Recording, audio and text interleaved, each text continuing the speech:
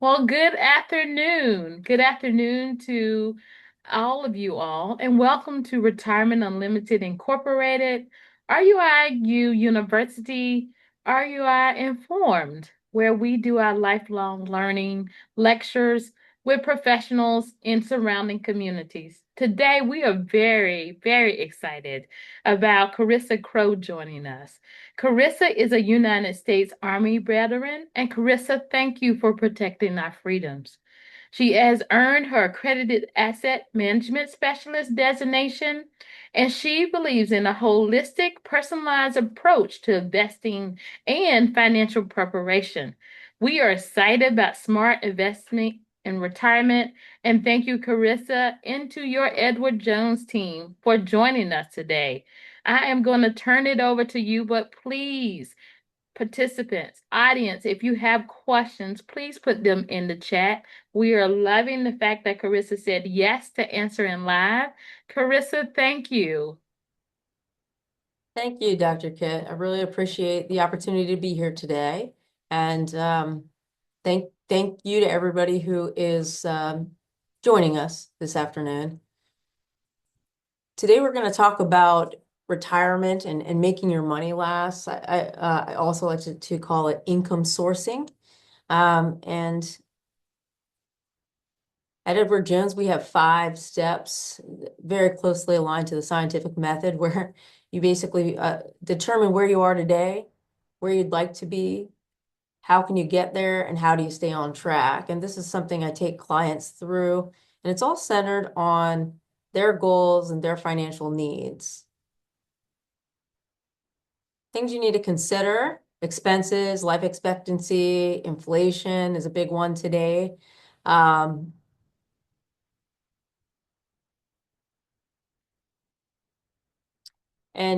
we always want to look at the position of the portfolio when we're talking about this. Typically, retirement sourcing comes from 3 primary places. It's typically your pension, your Social Security, and your invested assets or your portfolio. More recently, many people have 2 of the 3 legs. They just have invested assets and Social Security. But traditionally, it has been a 3-legged stool, and you could count on the pension. And what the pension and the Social Security do are to take pressure off of the invested assets or the portfolio. So I'm going to flip through.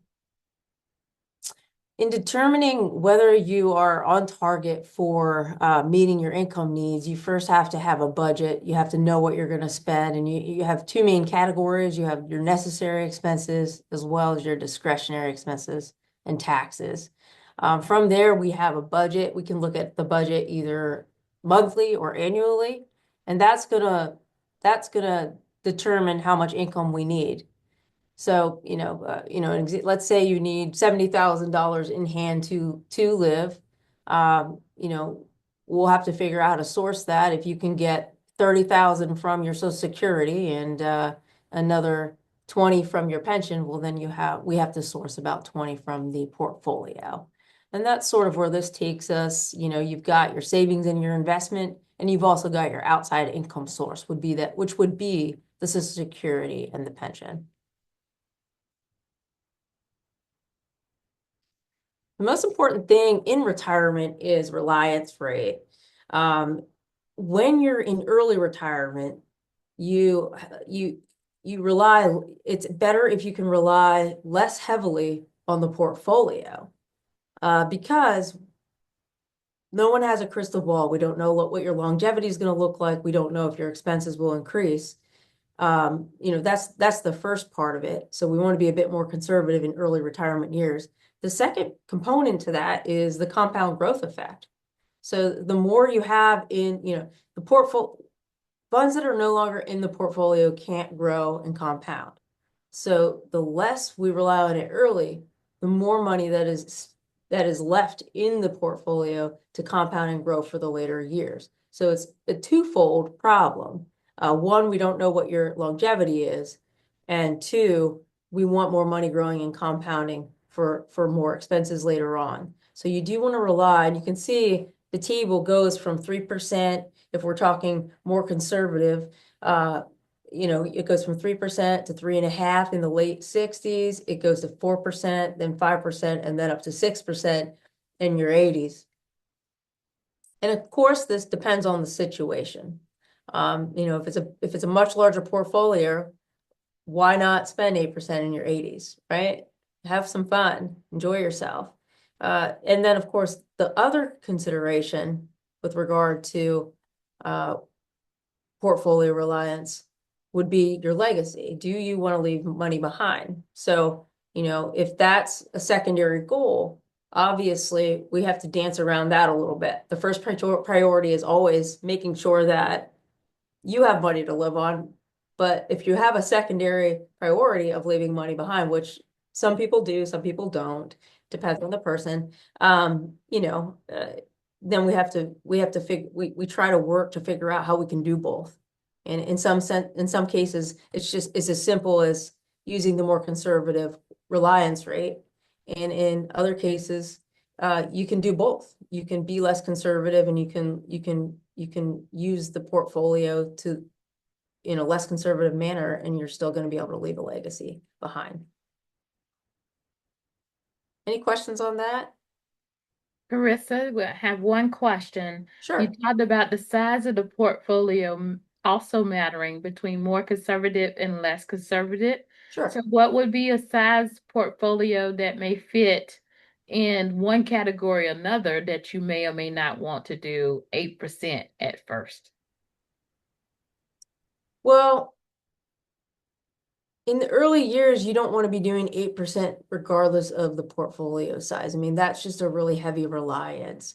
I'm not saying people don't do it. It's just that's when I get concerned, and when I ask them to dial it back a little bit, not for me, but for them, because I know I don't want to be the person making a call to somebody in their 80s to say the well has run dry. I'm very, very sorry. That would break my heart. So, early retirement years, that's a bit much. In the later years, it really depends on a few things. It depends on how much they want to leave behind. It depends on how much they're living on each month. It also depends on, if we're talking in the 80s, like how much longer do they think they're going to live?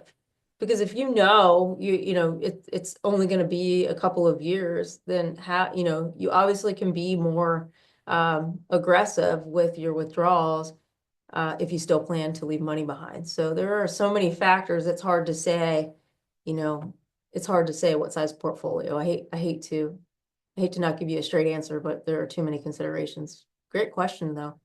Thank you, Carissa, because you're right. We see in the healthcare industry, and we know that the ratio to 80 plus in age to Mhm. younger is going to continue to grow through the next decade. So that is Sure, something definitely to consider with sure. everybody living longer. Yeah, I read a staggering statistic recently that 65%, I'm sorry, 70% of people over 65 will need some kind of um, chronic care or long-term care. And that's something that I'm working on with my clients in their 40s and 50s to plan for, even though it's not a really fun topic. Um, when I first started practicing, it was oftentimes because people had such hardy pensions. It would be, if a spouse passed away, that would derail the retirement plan. Well, it's not so much the case anymore because more people, if they have pensions at all, rely more on their portfolio because the pensions are a lot less meaningful as they once were. Um, but the bigger problem is not someone dying, but someone getting sick or needing care, whether that's care in the home, care in an assisted living, adult daycare, or full care. That's what really we see derailing retirement plans and legacy plans alike. So I'm really working with clients in their 40s and 50s who think they're too young, but that's the right age to start planning for something like that. Otherwise, it becomes very expensive very quickly or unobtainable. Thank you, Carissa. Great question. Love it. Can the other folks talk? or do they just send messages? They will send messages and Okay, ask us again to ask live. Yes. perfect, perfect. Well, feel free to send messages. I love questions. I love to interact. Um, this talks more about reliance rate, and I think we sort of covered that pretty well. You know, that's the key to it all. And if you think about it, let's say your advisor's earning 10% annually. If you're pulling 20, you're not going to make it. You know, you're just making it really hard for your advisor, or if you're growing, if you're your own advisors, it's just really impossible to keep up with double digits. But if you keep your reliance rate down in like, you know, around 4%, especially in early retirement, it's very doable to continue to grow the portfolio so that it lasts and you can at least maintain your principal and then a little bit extra, because that's the idea. We want to be able to outperform inflation moving forward so that you can increase your income as you get older, because you're going to need to. This gives us an example, and maybe this will help a little bit with your question earlier, Dr. Kitt. It talks a little bit, it gives a scenario of Tom and Julie. They have $65,000 in annual expenses. Combined Social Security is around 20, so they have about $45,000 income gap, and it looks like they do not have a pension, which is quite common anymore. So if we go down to their portfolio size, it's a very sizable portfolio. It's 750,000. But if you start out in early retirement taking 45 on a 750, you're already starting at a 6% reliance rate. So that's a little tough on the portfolio. You're rolling the dice a little bit if that's where you're starting at a 6. And I try with clients to stay under 4 in the earlier years, just because again, I don't ever want to make that phone call. The other thing that's very, very helpful with keeping the portfolio alive and thriving is keeping a good emergency fund.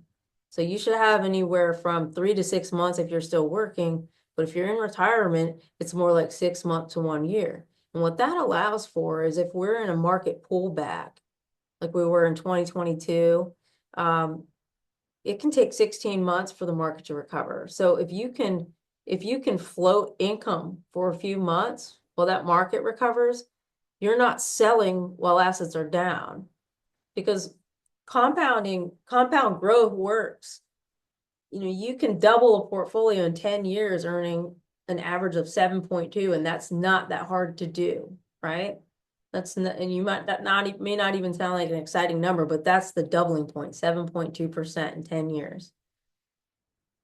And it's because you're growing on principal, new growth, and then the new growth from the year before. So it kind of balloons out. And so you don't need to be making 22%. You can actually be making 7.2, and you're 7.2, and you can still double every 10 years.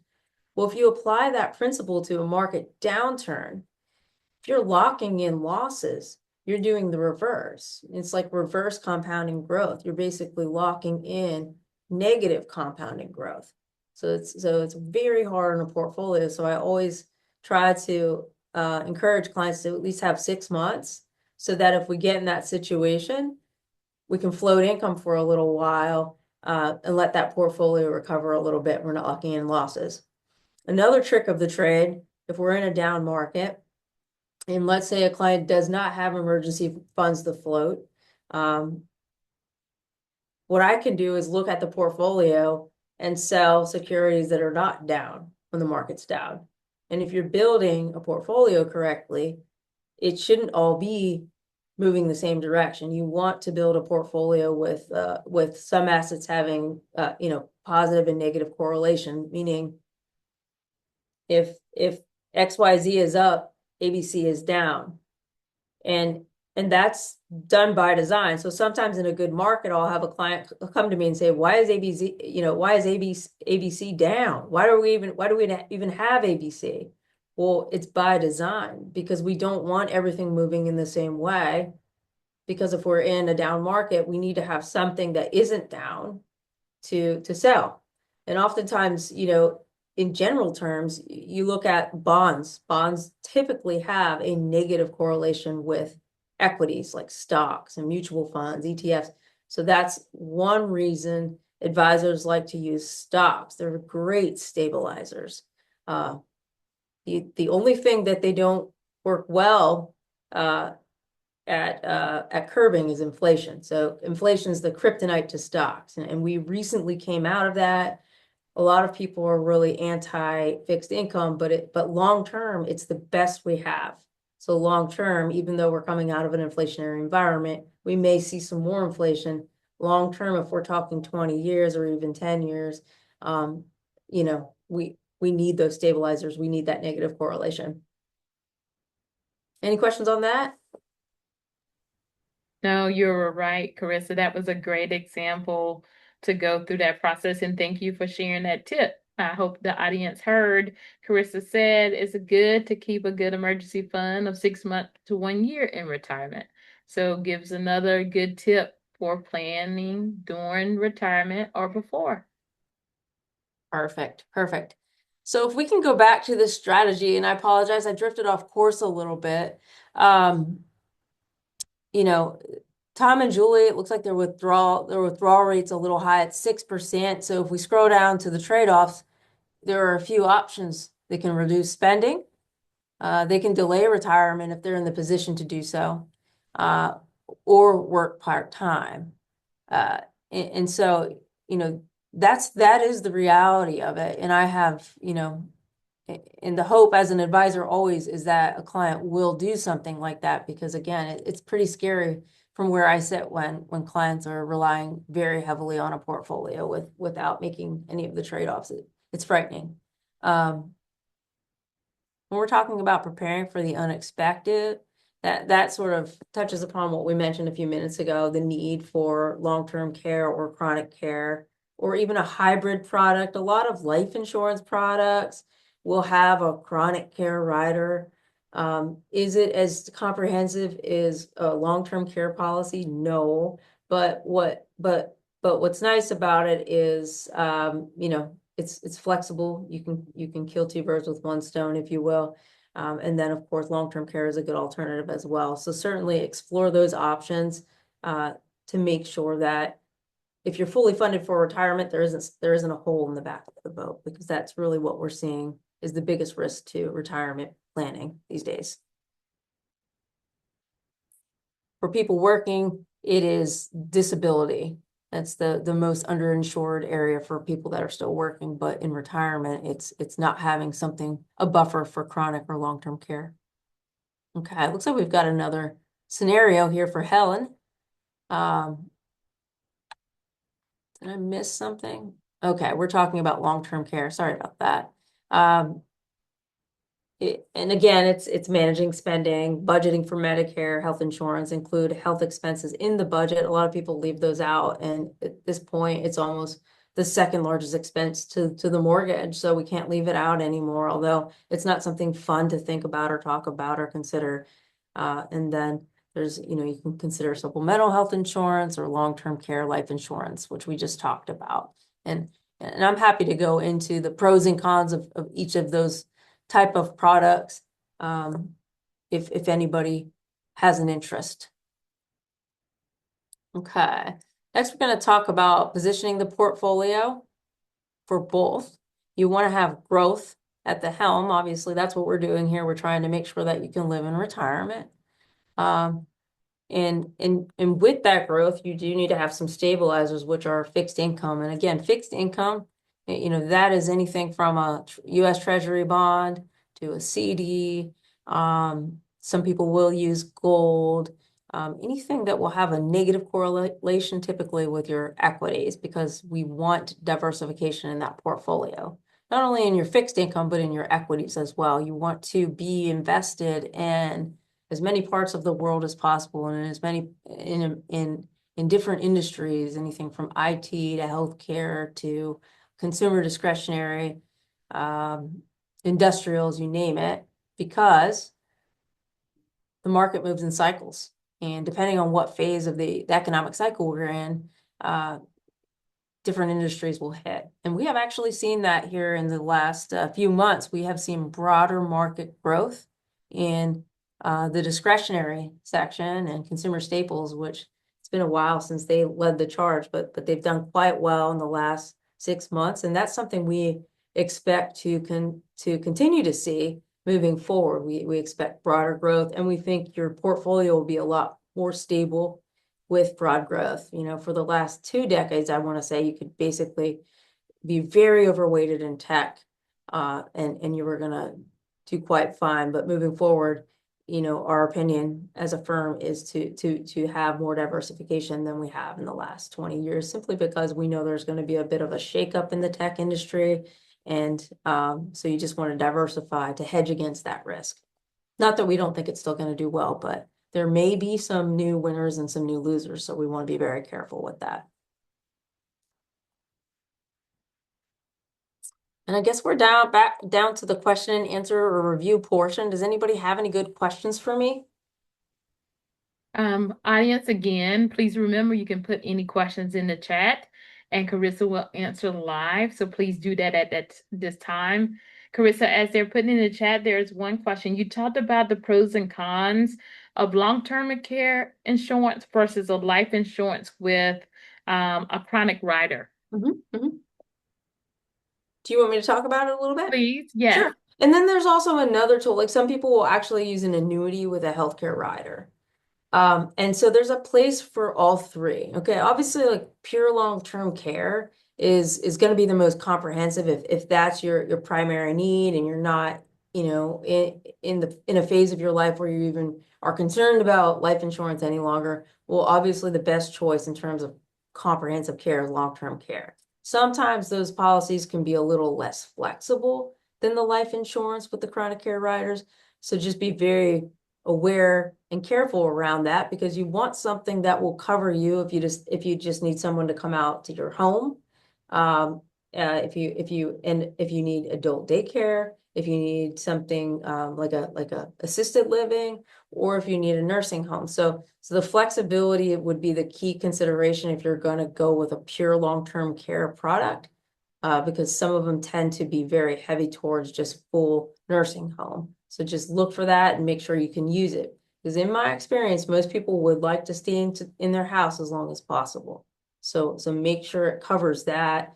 And also look for something that will cover both skilled and unskilled, because sometimes staying in your house hinges more on having, you know, and on having somebody come out and cut the lawn, you know, more so than needing someone that's skilled. And so you find something that's flexible and will cover for that, because it would be a shame to have to leave your house over something like, you know, cutting your lawn. So do look for flexibility if you're going to go towards pure long-term care.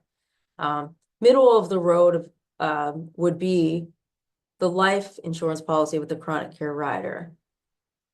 Those are nice because they're very flexible. You can use them in your home. You can use them in assisted living. You can use them in in a full nursing home. I really like that about it. I also like that most of them will allow for skilled or unskilled once you satisfy or don't satisfy being able to do 2 out of 6 of your activities of daily living, or the cognitive is sort of an override. You only need, you know, if you have cognitive impairment, that's kind of a trump card. You don't have to meet 2 criteria. A lot of those are great in that way. I also like that, you know, let's say you have an $800,000 life insurance policy with chronic care rider, and you use $400,000 to stay in your home and then pass away. Well, you still have a $400,000 death benefit. So that's really nice. And what's, you know, and one way of looking at it is no matter what, somebody's going to get something. So you're either going to get sick or you're going to pass away, or maybe a combination of both, but that policy is going to pay out no matter what. And oftentimes clients really like that about it. In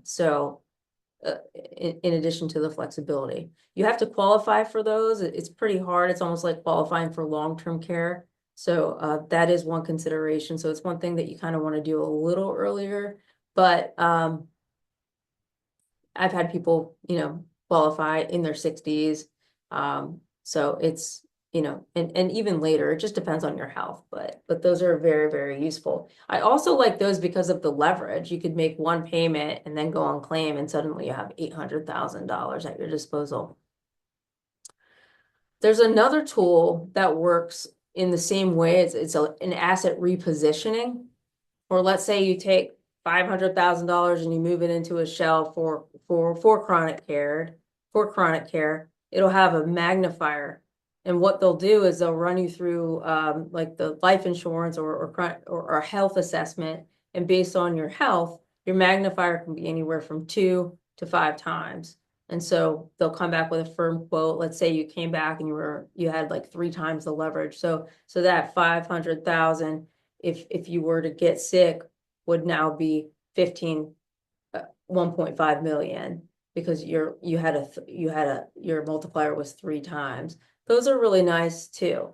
The only hang up with those is, if you're taking $500,000 to put in that pot, or even if you're taking $200,000 to put in that pot, it's $200,000 that isn't growing for retirement. So, if you have that kind of flexibility, oftentimes you're going to get more from the long-term care component than you would with the life insurance and rider. But it's still like you have to have a large amount of assets to position for that. Whereas in the other scenario, you're basically making monthly payments until you go on claim. And so your leverage, especially in the earlier years, is much greater, especially if you still need most of your resources funding your retirement living, if that makes any sense. It does, Carissa, and those are some great discussion points again for you able to share with the audience and give them some ideas if they are not there yet, or how to have the discussion with their persons that may be doing their financial review. I think the last question I have, Carissa, for the audience is one of the things you talked about with Social Security being part of that three-legged stool for the overall portfolio of someone getting ready to retire. So, when does a person start to look at their Social Security prior to retirement to see what the benefits may be? So you can log into sss.gov at any point and see what your benefits are going to be. And I think that's good for anyone, I said anyone 50 plus, just to get an idea of what it's going to look like. So I would keep an eye on that along the way. But in terms of deciding when to turn it on, there are a couple of ways to do it. One way is to run a projection to see mathematically what the best answer is. And we have a tool to do that. But I like to think of it in more of a qualitative context, simply because if you have a legacy goal, if you want to leave money behind, and you know that your Social Security is gone when you go, you may want to, you may be inclined to turn it on, as soon as you reach full retirement age, simply because you're taking pressure off the portfolio. You're not relying on the portfolio as heavily. So you could look at it that way too. One of the big considerations, however, for people is you can take it as early as 62.